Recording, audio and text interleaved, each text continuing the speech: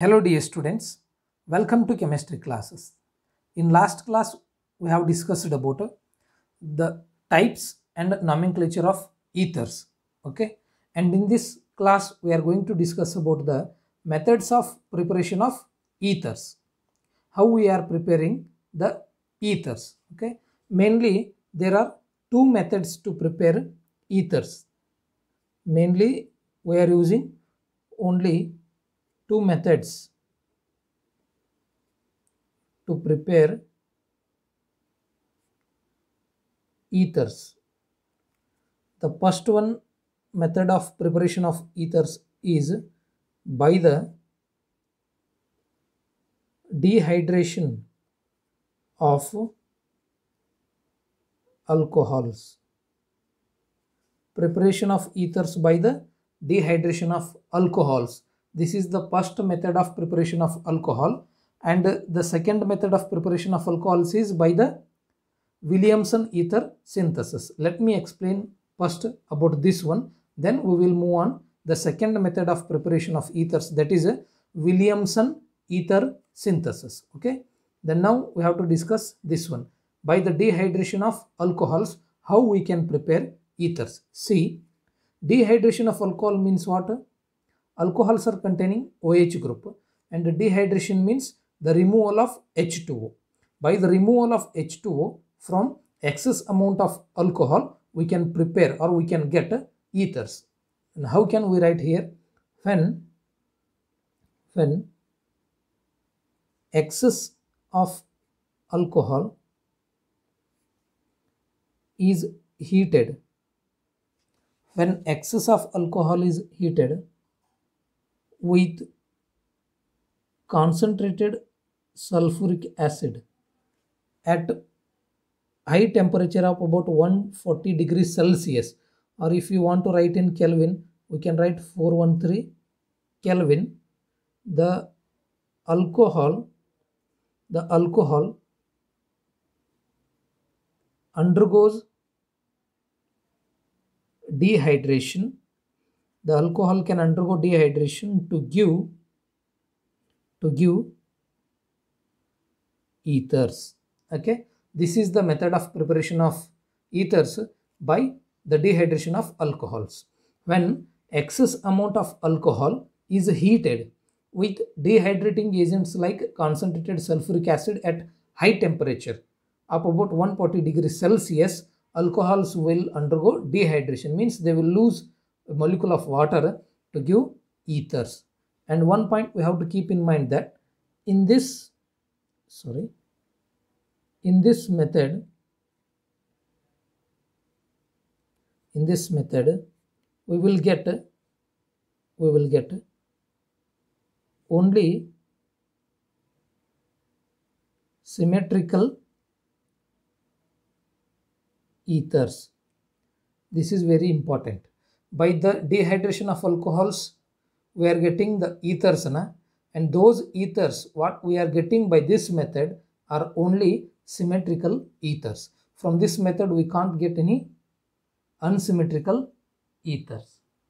Okay, then why we are getting only symmetrical ethers and not unsymmetrical ethers, that we can see in the reaction mechanism of this methods of preparation. Okay, then let me write the general reaction for this preparation method. Here I am taking ROH, an alcohol, and as we are telling here, excess of alcohol means ROH. Here we are using two molecules of alcohol. When these two molecules of alcohols are heated at about 140 degrees Celsius temperature in presence of concentrated H2SO4, a molecule of water OH and H will lose and it forms ROR, and it is a general formula for ether. Correct? This is the method of preparation of ethers by dehydration of alcohol. When alcohols are heated at high temperature in presence of concentrated H2SO4, we will get ether by the loss of water molecule. Take for example, when 2 moles of ethanol, when 2 moles of ethanol are heated at a high temperature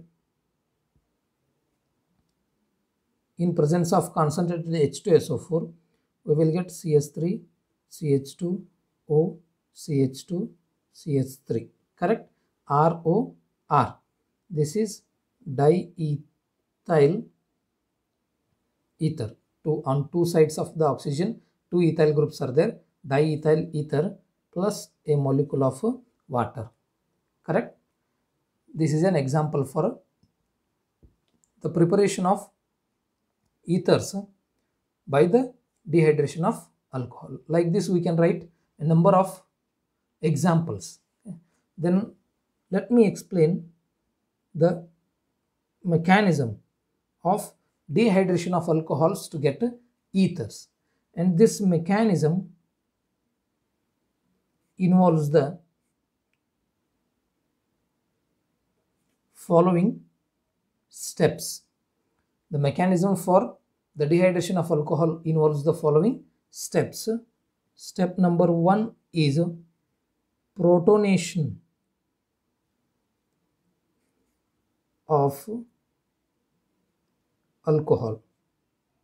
Protonation of alcohol. See, CH3, CH2, OH.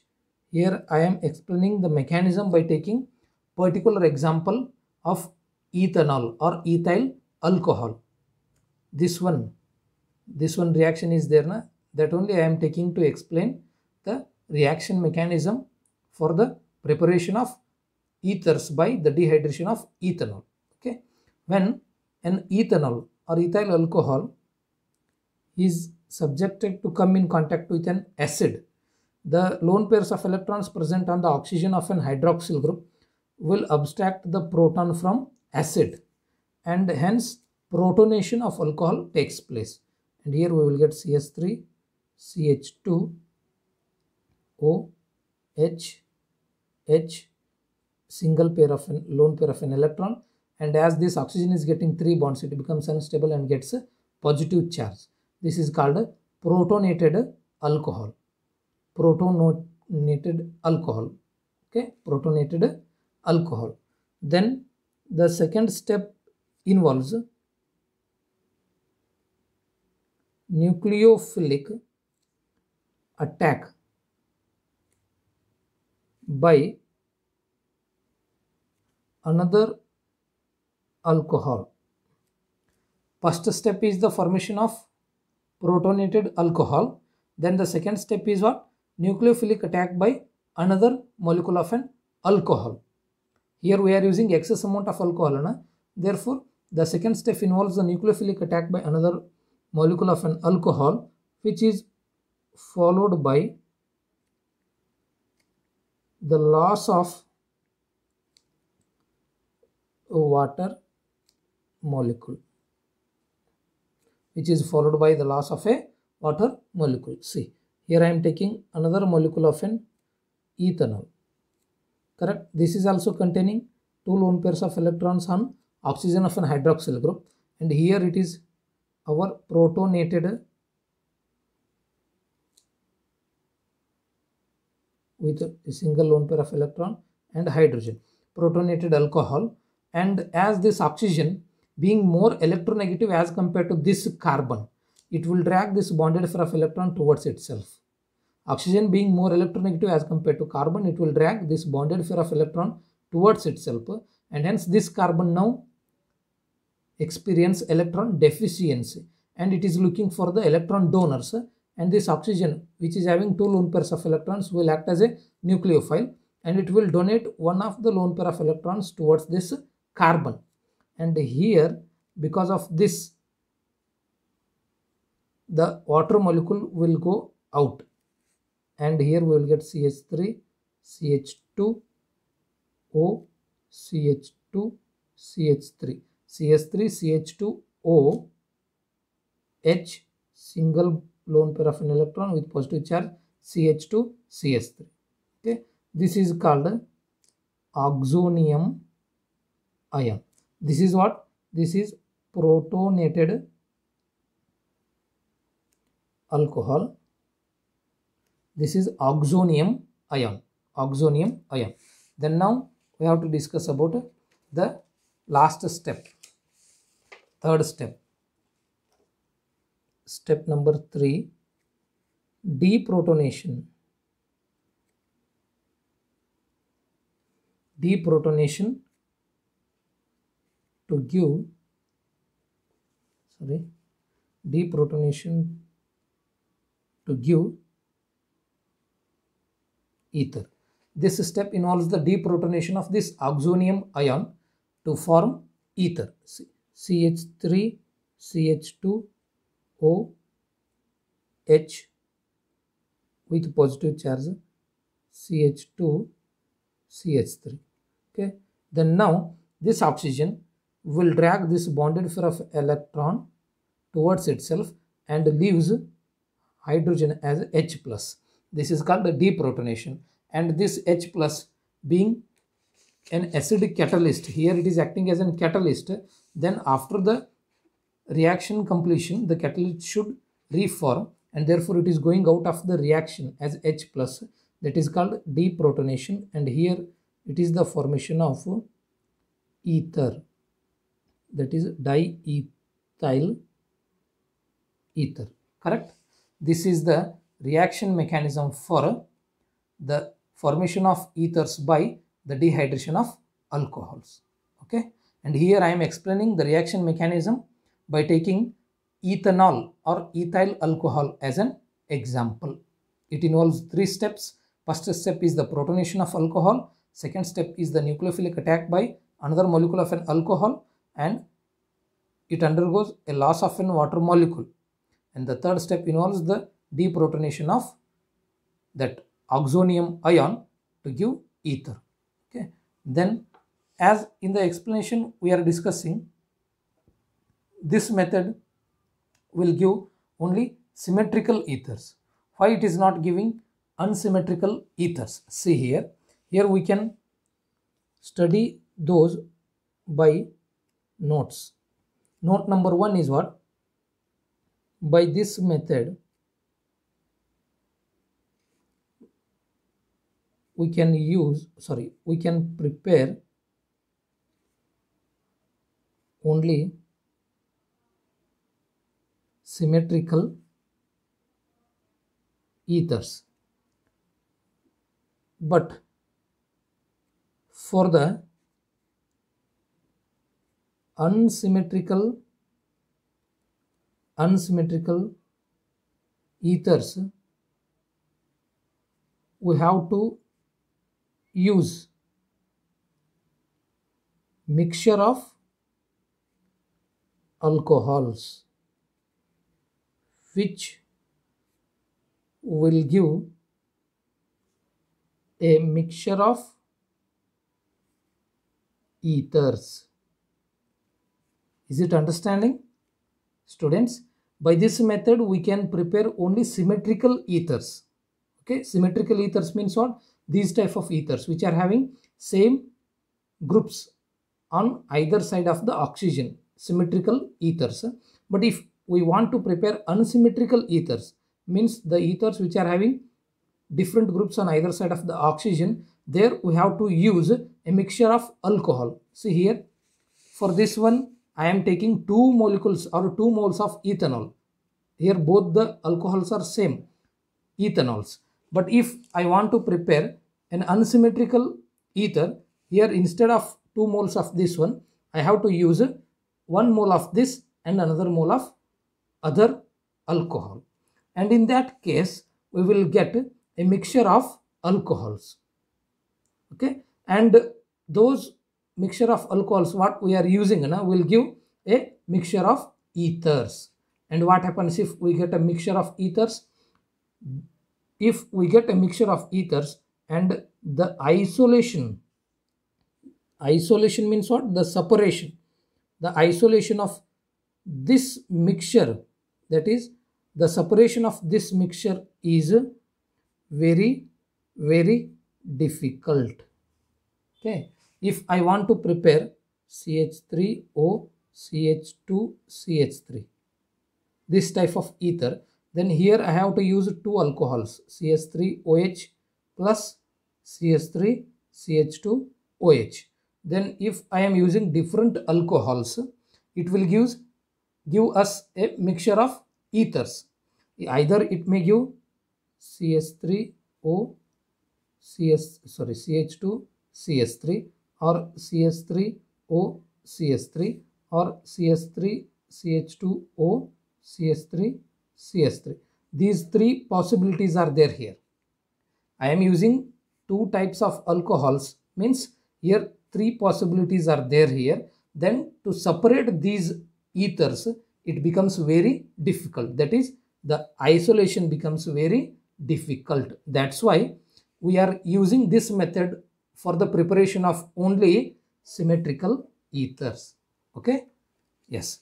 Then the second one important note regarding this method of preparation is, in this method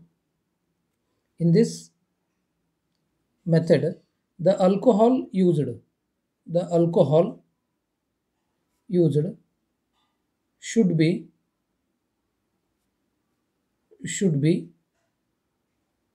primary alcohol, or we can represent this one as a 1 degree. In this method, the alcohol what we are using in the preparation of ethers, that alcohol should be primary alcohol, because the reaction follows SN2 mechanism. Correct? SN2 mechanism. By simply looking into the second step, where it is, by simply looking into the second step, see here the attacking agent is also there and the leaving group is also there, and here the substitution is taking place and the nucleophilic substitution is taking place, and it is a bimolecular reaction. And as this alcohol is primary alcohol, because the carbon which is bearing the OH, or this one we can take, the carbon which is bearing the OH is attaching to only one other carbon atom. This carbon is primary carbon, and as this carbon is bearing the OH, this is called what? Primary alcohol. If this carbon, instead of these hydrogens, if it is having another CH3 and H, it is called secondary. If it is having CH3, CH3, CH3, then it is called tertiary. And here the alcohol is a primary alcohol, and this reaction is following a SN2 mechanism. Then what will happen if we are using any secondary or tertiary alcohols? If we are using any secondary or tertiary alcohols, then in step 2, in this step, the formation of carbocation will take place first. That means before the attacking of this alcohol, this OH2 group will leave, and it leads to the formation of CH3CH2 plus, that is a carbocation, and it follows a SN1 mechanism. Instead of SN2, it will follow SN1 mechanism, and after that the alcohol will drag one of the proton from this last methyl group. And here, instead of substitution, elimination will favors, and instead of the formation of ether, here we will get alkenes. By the abstraction of one proton from this one, the bond, that hydrogen will go without electrons. It will leave the 2 electrons, bonded electrons with this carbon only, and those 2 electrons will now come in this bond, and it forms CH2 double bond CH2, that is alkene. Instead of ether, here we will get alkene if we are using secondary or tertiary alcohols. Okay, and these two are the main or important notes for this method of preparation of ethers by the dehydration of alcohol. Okay, then second method of preparation of ethers is by Williamson ether synthesis. Correct? The first one method, what we have, discussed is the synthesis of ethers by the dehydration of alcohols. Then the second one is Williamson, by the Williamson ether synthesis. How we can prepare or synthesize ethers. See, in this method, when an alkyl halide, is treated with sodium alkoxide, when an alkyl halide is treated with sodium alkoxide, it gives ethers. Okay, this reaction is known as Williamson ether synthesis. Correct? What is this Williamson ether synthesis? When an alkyl halide is treated with sodium alkoxide, it will give ethers. This reaction is called what? Williamson ether synthesis. And one important point or one use or merit of this method of preparation of ethers over the first one method of preparation of ethers, that is the dehydration of alcohols, is that by this method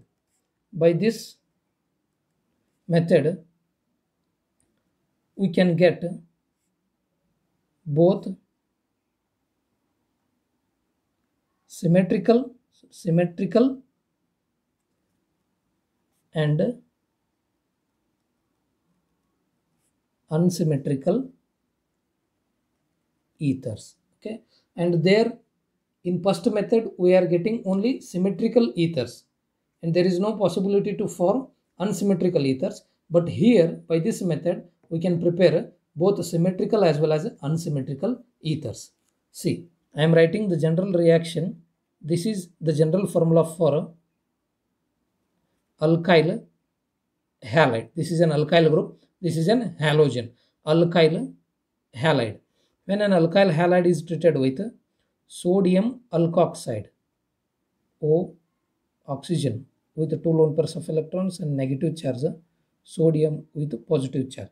This is sodium alkoxide. Sodium alkoxide, we will get ROR dash. Ether, correct?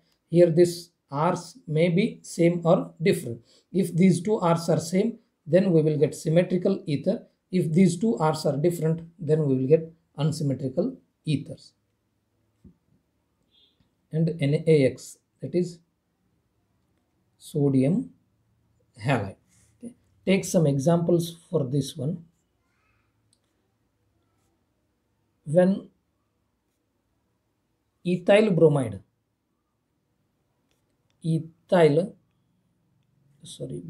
bromide, BROMIDE, bromide.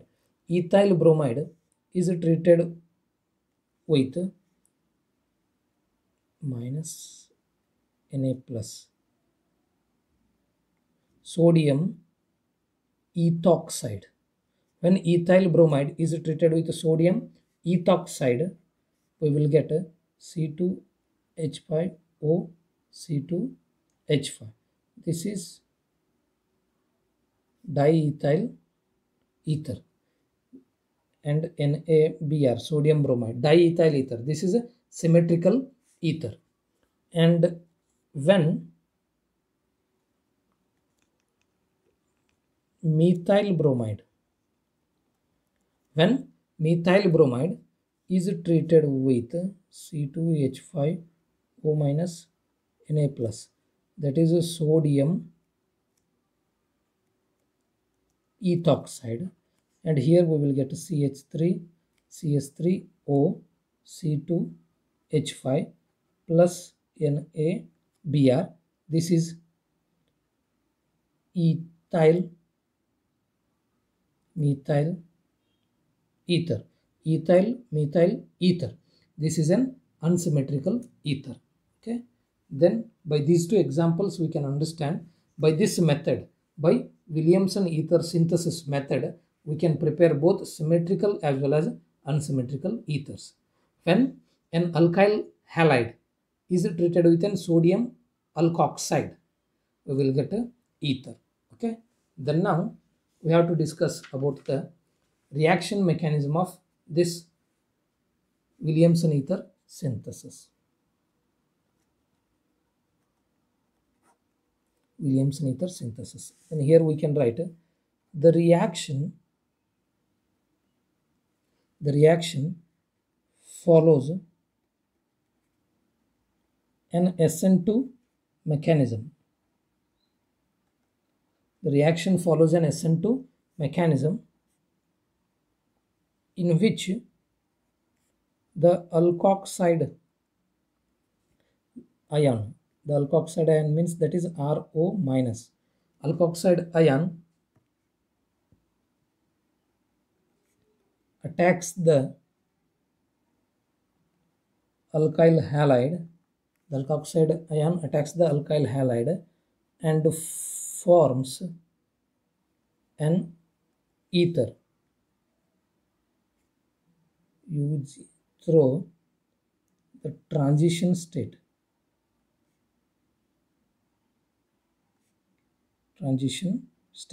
As the reaction is an SN2 mechanism, the reaction is having only single step where the transition state is there.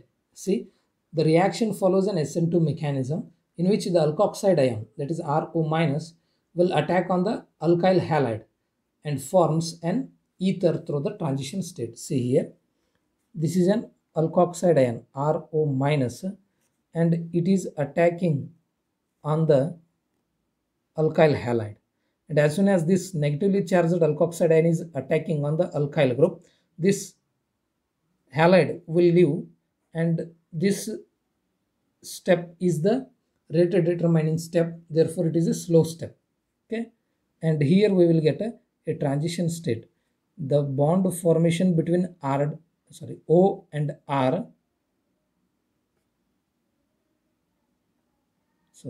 this is correct, O and R, and the bond breaking between R and X are taking place simultaneously, and this is the transition state. And next it will take a past step where the bond ROR, that is ether, then the bond between this R and X will break, and here we will have halide, X minus halide, and this halide will now combine with the Na plus of this sodium alkoxide and it gives NaX. Okay, this is the reaction mechanism of Williamson ether synthesis. Then here we have to discuss some important points. Note number 1 is that here the alkoxide ion may be primary, secondary or tertiary. That is this one. The alkoxide ion may be primary, secondary or tertiary, but the alkyl halide should be only primary. Why? See, from example I will explain. The alkoxide, see this, the alkoxide ion may be primary, secondary or tertiary, but the alkyl halide, this one, should be only primary. See here, this is a methyl, this is ethyl, here CH3, CH2, Br is there, okay, the primary carbon. Then what happens if we are using secondary or tertiary alkyl halide? See, if we are using secondary or tertiary alkyl halide, this reaction is following an SN2 mechanism. Okay, then here the attacking nucleophile is attacking on the alkyl group, and if the alkyl group is more hindered, that is if there is a more hindrance or steric hindrance surrounding the carbon of an alkyl halide, then the reaction will, instead of SN2, it will go to SN1.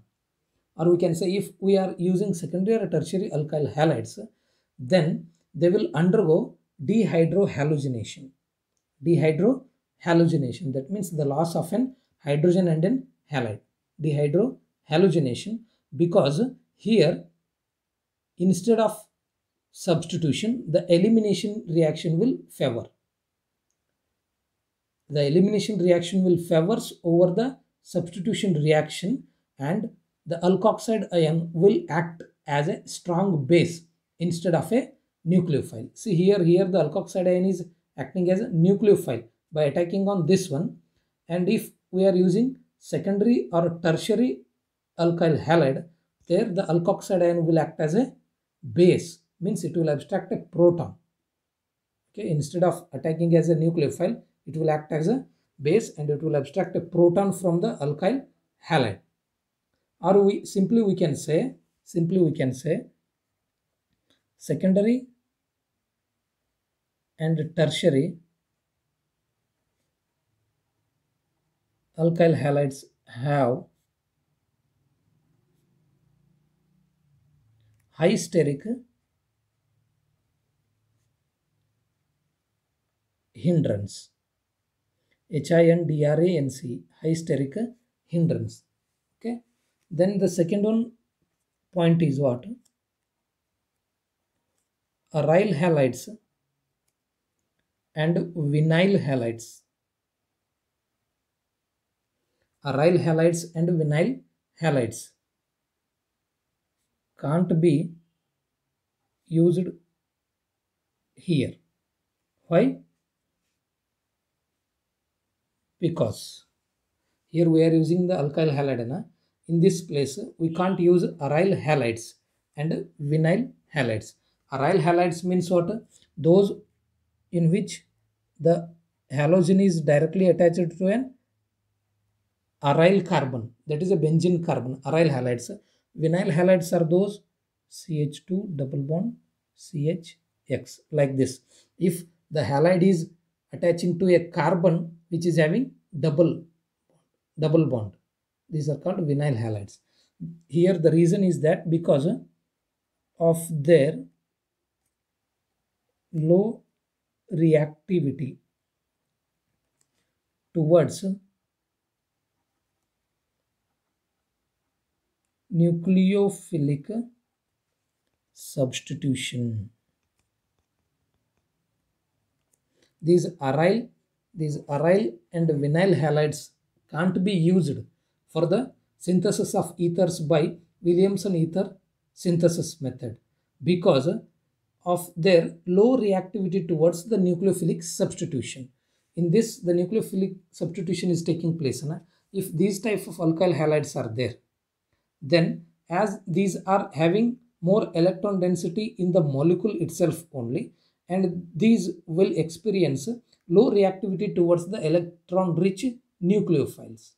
Okay, and this is the second one important point regarding Williamson ether synthesis. Okay, these are two methods for the synthesis of ethers. The first one is by the dehydration of alcohol, then the second one is by Williamson ether synthesis.